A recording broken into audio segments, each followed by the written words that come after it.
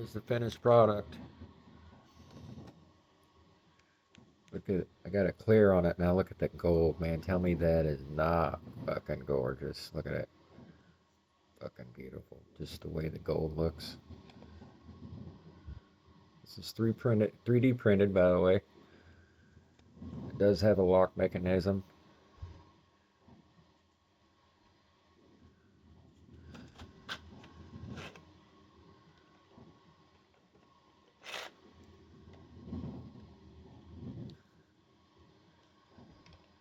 Tell me that isn't sick. I think it came out fantastic. Really close to the movie. Everything but that right there. But yeah, I still like it. It's pretty damn cool.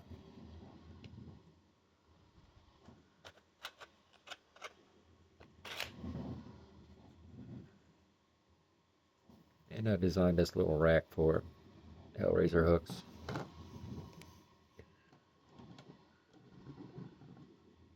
Ta-da!